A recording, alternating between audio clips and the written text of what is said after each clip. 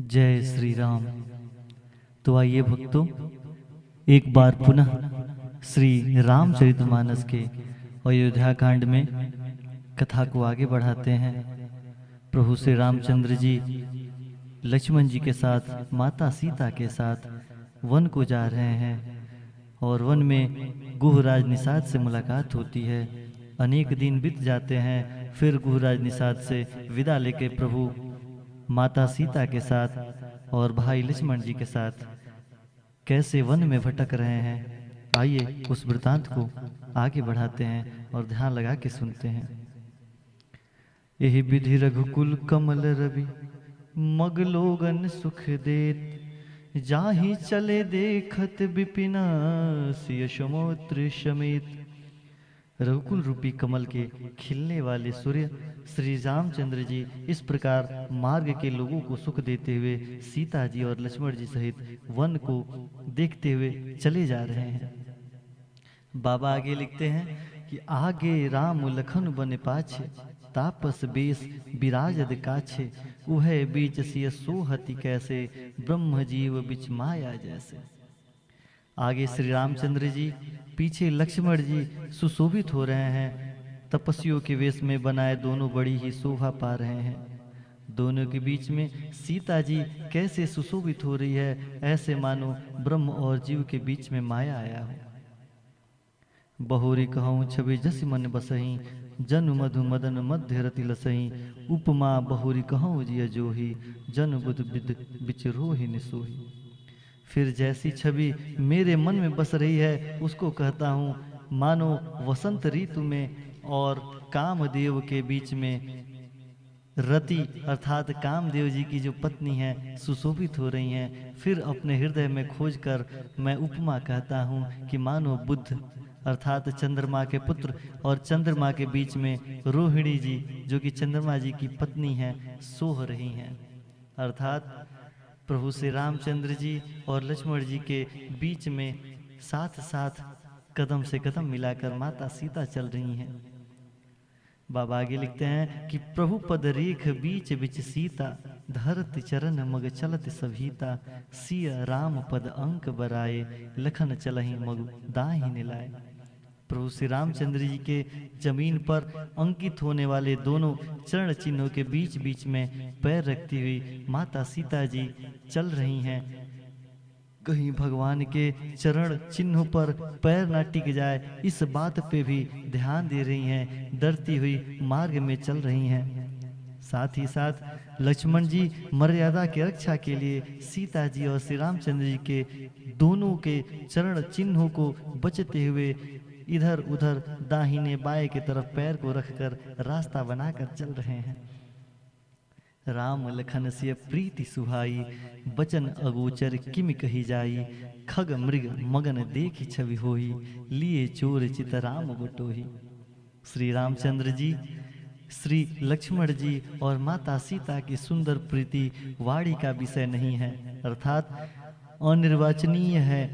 इसका वाचन नहीं किया जा सकता है, इसकी कोई अलग संज्ञा नहीं दी जा सकती है। इसको विस्तृत रूप से उपमा के रूप में कुछ नहीं समझाया जा सकता है, क्योंकि श्री रामचंद्र जी, लक्ष्मण जी और माता सीता की यह छवि तो अलौकिक है।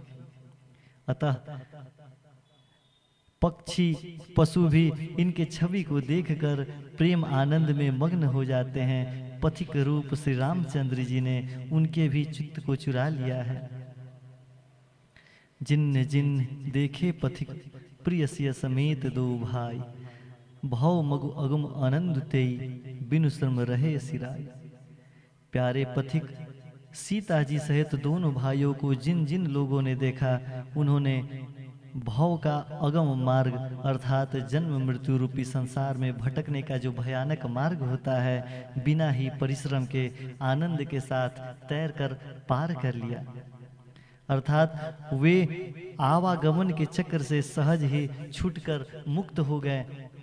अजहू जास उर सपने हुकाऊ, बसहु लखन सिय राम बटाऊ, राम धाम पथ पाई सोई, जो पथ पाव कबहु मनि कोई। आज भी जिसके हृदय में स्वप्न में भी कभी लक्ष्मण जी, सीता जी, राम जी तीनों बटोही आ बसे, तो वह श्री रामचंद्र जी के परम धाम के उस मार्ग को पा जाएगा।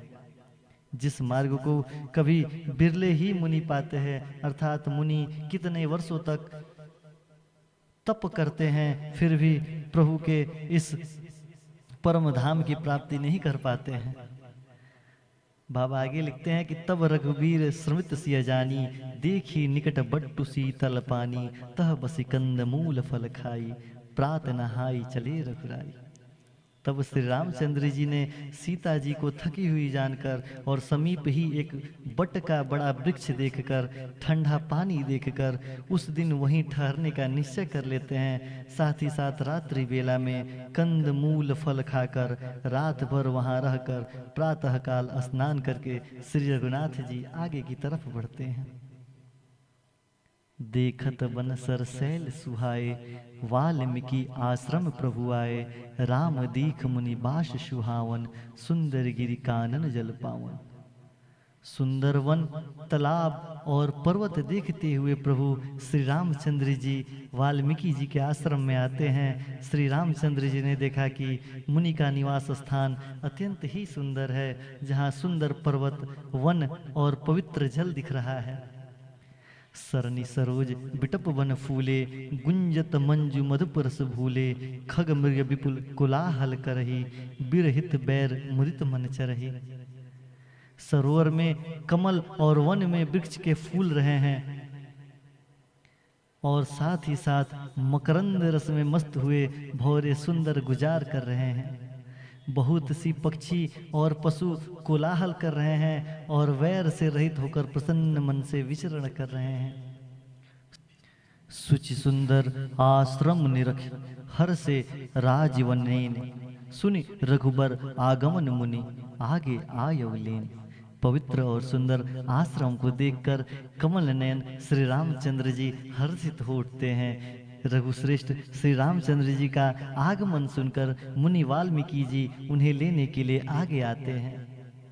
बाबा आगे लिखते हैं कि मुनि कहु राम दंडवत किन्हा, आशीर्वाद विप्र वर दिन्हा, देखी राम छवि नयन जुड़ाने, करि सन्मान आश्रम ही आने।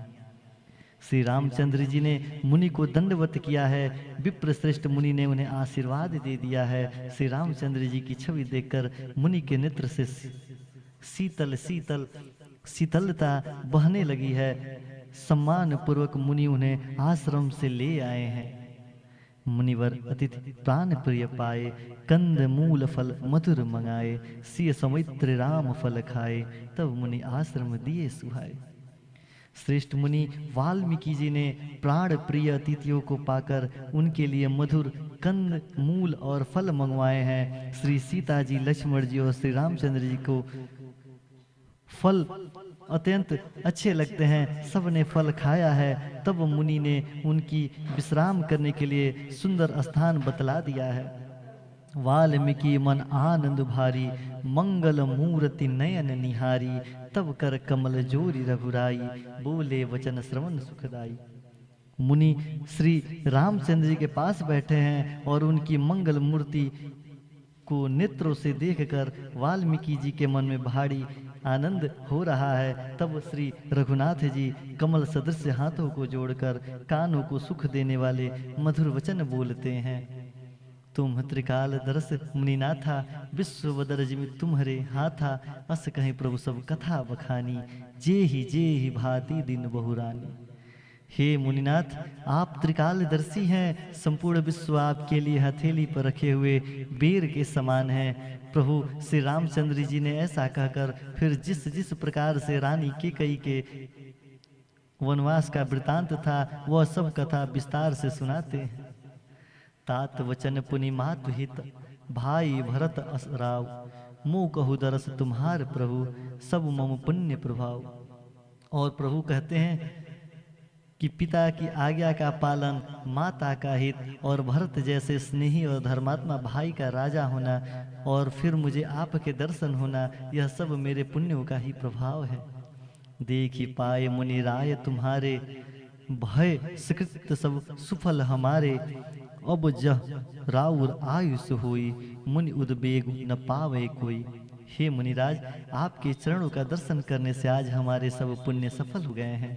हम सारे पुण्य का फल प्राप्त कर चुके हैं। अब जहाँ आपकी आज्ञा हो और जहाँ कोई भी मुनि उद्वेग को प्राप्त न हो, मुनि तापस जिनते दुख लहई, ते नरेश बिन पावक दहई, मंगल मूल विप्र परितोषु, दहई कोटि कुल भूसुर रोसु। क्योंकि जिनसे मुनि और तपस्वी दुख पाते हैं, वे राजा बिना अग्नि के ही अपने दुष्ट कर्मों से ही जलकर भस्म हो जाते हैं। ब्राह्मणों को संतोष सब मंगलों की जड़ प्राप्त कराती है, और भूदेव ब्राह्मणों के क्रोध करोड़ों कुल को भस्म कर देता है। ऐसा कहते हुए प्रभु श्री रामचंद्र जी स्तुति करने लगते हैं। बाबा लिखते हैं कि अस जी अजान कहीं सोई ठाऊं, सी समौत्र सहित जह जाऊं, तह रुचि रुचिर पर्ण त्रिंसाला, बास करो कछु काल कृपाला। ऐसा हृदय में समझकर वह स्थान बतलाइए जहाँ मैं लक्ष्मण और सीता जी सहित चला जाऊं और वहाँ सुंदर पत्तों और घास की कुटिया बनाकर हे दयालु कुछ समय निवास करूं। सहज सरल सुनि रघुवर वाणी, साधु साधु बोले मुनि ज्ञानी, कस न कहूँ अस रघुकुल केतु, तुम पालक संत सुत सेतु। श्री रामचंद्र जी की सहल सुंदर सरल वाणी सुनकर ज्ञानी मुनि वाल्मीकि जी बोलते हैं कि धन्य धन्य है हे रघुकुल के ध्वजा स्वरूप, आप ऐसा क्यों न कहेंगे। आप सदैव वेद की मर्यादा का पालन करने वाले अर्थात रक्षण करने वाले हैं। बाबा आगे लिखते हैं कि सुति सेतु पालक राम, तुम जगदीश माया जान की, जो सृजित जग पालन हर रुख पाई कृपा निधान की, जो सहस शिशु अहिस महिथर लखन सराचर थनी, सुर काज धरि नर राज तनु चल दलन खल निश्चर अनि। हे राम, आप वेद की मर्यादा के रक्षक जगदीश्वर हैं, और जानकी जी आपकी स्वरूप भूता माया है, जो कृपा के भंडारण आपकी रुख पाकर जगत का सृजन पालन और संसार करती हैं, जो हजारों मस्तक वाले सर्प के स्वामी और पृथ्वी अपने सिर पर धारण करने वाले, वहीं चराचर के स्वामी शेष जी आपके छोटे भाई लक्ष्मण हैं। देवताओं को कार्य के लिए आप राजा का शरीर धारण करके दुष्ट राक्षसों की सेना का वध करने के लिए चले आए हैं। राम स्वरूप तुम्हार वचन अगोचर, बुद्धि पर अविगत अखत अपार, नीति नीति नित निगम कह। हे राम, आपका स्वरूप वाणी के अगोचर, बुद्धि से परे, अपव्यक्त, अखतनीय और अपार है। वेद निरंतर उसका नीति नीति कहकर वर्णन करते हैं। बोलो जय श्री राम, जय जय श्री राम।